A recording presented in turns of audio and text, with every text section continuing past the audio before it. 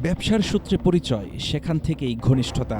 তবে সেই সুসম্পর্ক এখন গড়িয়েছে অর্থ লেনদেন, থানায় আটক, মামলা এবং শেষ পর্যন্ত অভিযোগ প্রত্যাহারের চাপের নাটকীয় মোড়ে। চট্টগ্রামের ট্রান্সপোর্ট ব্যবসায়ী মোহাম্মদ নুর উদ্দিনের সঙ্গে বন্দর থানার সাবেক এসআই, বর্তমানে হালিশহর থানায় কর্মরত মোহাম্মদ ইয়াসিনের পরিচয় ব্যবসার সূত্রে। এরপর নুর উদ্দিনের অফিসে নিয়মিত যাতায়াতের কারণে দুজনের মধ্যে ঘনিষ্ঠতা তৈরি হয়। সেই সম্পর্কের পরিণতিতে টাকার লেনদেন, থানায় নেওয়া মামলা এবং শেষ পর্যন্ত অভিযোগ তুলে নিতে চাপ দেওয়ার মতো ঘটনা সামনে এসেছে। অভিযোগের সূত্রপাত একটি মোবাইল ফোনকে কেন্দ্র করে। ফোন নষ্ট হওয়ার অজুহাতে ইয়াসিনকে 1,83,000 টাকা দিয়ে নতুন ফোন কিনে দেন ব্যবসায়ী নুর উদ্দিন। পরবর্তীতে পাওনা টাকা ফেরত চাইলে শুরু হয় সময়ক্ষেপণ। পরিবারের অসুস্থতা ও ব্যক্তিগত প্রয়োজনের কথা বলে ধাপে ধাপে আরও অর্থ নেওয়া হয় বলে লিখিত অভিযোগ দায়ের করেছেন ব্যবসায়ী নুর উদ্দিন। টাকা দেওয়া বন্ধ করতেই শুরু হয় হুমকি ধামকি। ব্যবসায়ী নুর উদ্দিনের গাড়ি চালক বিপ্লবকে থানায় আটকে রেখে 4-5টি মামলায় ফাঁসানোর ভয় দেখিয়ে চাওয়া হয় 1 লাখ টাকা। 50,000 টাকা পরিশোধের পরও বিপ্লবকে পাঠানো হয় আদালতে। চলতি বছরের 25 জানুয়ারিতেও আরও 21,000 টাকা আদায় করা হয় বলে অভিযোগ সূত্রের খবর।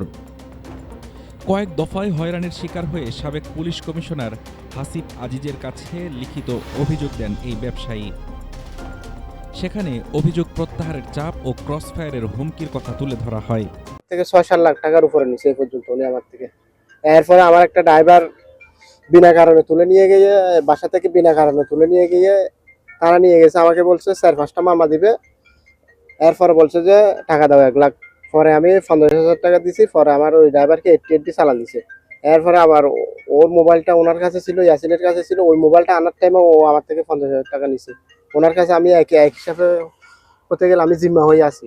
এর মধ্যেই গত 11 মে বন্দর থানার 14 নম্বর মামলায় আসামি করা হয় নুর উদ্দিনকে।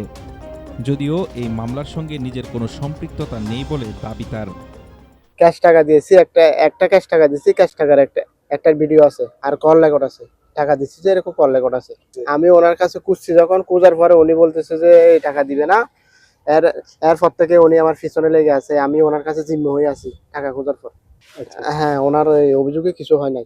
এখন আমি চাচ্ছি যে পুলিশ কমিশনার স্যারের আমার একটা অনুরোধ, যাতে এটা যাতে ভালো একটা সুস্থ একটা বিচার করে দেয়।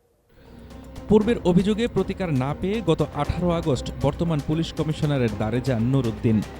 এবার অভিযোগ উঠেছে রাজনৈতিক প্রভাবশালী নেতাদের মাধ্যমে চাপ সৃষ্টির। নুর উদ্দিনের দাবি, মামলার বাদী জামাল হোসেন মূলত ইয়াসিনের ঘনিষ্ঠ সোর্স। গণমাধ্যমে গ্রেপ্তারের খবর প্রচারিত হওয়া সেই সোর্সকে ব্যবসায়ী সাজিয়ে তাকে মিথ্যা মামলায় জড়ানো হয়েছে। কলে অনেকবার আমার থেকে টাকা খুঁজছে 50,000 এরকম। পরে আমি আর না পারি কমিশনার স্যারকে বরাবর একটা অভিযোগ করছিলাম। অভিযোগ করার কারণে উনি আমাকে একটা ইয়াসিনের সোর্স জামাল দিয়ে আমাকে একটা মামলা দিয়েছিল, যাতে এই অভিযোগটা আমি কার্যকরী না হয় মতো। পরে কি করছে উনি, ওই মামলাটা দেওয়ার পর আমাকে বিভিন্ন ধরনের হুমকি। এর আগে হচ্ছে যে আমি যখন ওই বন্দর সিমনির ওইখানে আমাকে ডাকাইছিল, ডাকানোর পর উনি আমাকে কলে, ওইখানে যদি যাই আমাকে কলে বলছিল যে আমাকে ক্রসফায়ার দিবে। ওই ভয়ে আমি ওইখানে যাই নাই। আমি এখন চাই পুলিশ কমিশনার স্যারের কাছে আমার একটা আবেদন, আমি এটা সুস্থ বিচার চাই। তবে ঢাকা টুডের হাতে এসেছে টাকা লেনদেন ও চাওয়ার একাধিক ভিডিও ও অডিও প্রমাণ, যেখানে সরাসরি ইয়াসিনের হাতে টাকা তুলে দেওয়ার দৃশ্য ফুটে উঠেছে। আমি বলি তার লগে তারা আমি চিনতাম না। আমি বন্দর থানা থাকতে সুবাদে চিনছি যে কোনো পারপাসে পরিচয়। তো গাড়ি বোহার বা বিভিন্ন গাড়ি টাড়ি ভাড়া নেয় যে ওই সংক্রান্ত আর কি। আমার ভাইয়ের গাড়ি ছিল, তো তার মাধ্যমে গাড়ি ভাড়া নিচ্ছিল। তো বেশ কয়েকবার গাড়ি ভাড়া নিচ্ছে, আমার গাড়ির টাকাও পেড করছে আর কি, ভাড়া বাবদ। এরপরে ভাড়া বাবদ তার লগে কথা হয়েছে, সে একটা ভাড়া আটকে রাখছিল। ওই ভাড়া নিয়ে তার সাথে বেশ কয়েকবার কথা হয়েছিল। এরপরে ওই সংক্রান্ত আর কি সেকে ওইটা আর এক করে রাখছে আর কি।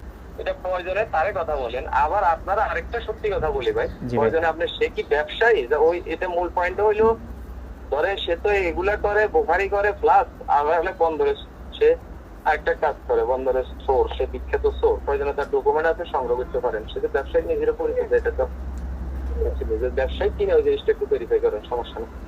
পুলিশ ও ব্যবসায়ীর এই লেনদেনের খবর ছড়িয়ে পড়ার পর পুলিশের পেশাদারিত্ব ও দ্বিমুখী ভূমিকা নিয়ে প্রশ্ন উঠেছে। যদিও অভিযোগের সব দাবি অস্বীকার করেছেন হালিশহর থানায় কর্মরত এসআই ইয়াসিন। অভিযোগ প্রসঙ্গে এসআই মোহাম্মদ ইয়াসিনের দাবি, ব্যবসায়ীর সঙ্গে তার পরিচয় কেবল গাড়ি ভাড়ার সূত্র ধরেই। তাদের মধ্যে কেবল ভাড়ার টাকায় লেনদেন হয়েছে এবং সেই অর্থ দেওয়ার সময় কৌশলে ভিডিও ধারণ করা হয়ে থাকতে পারে।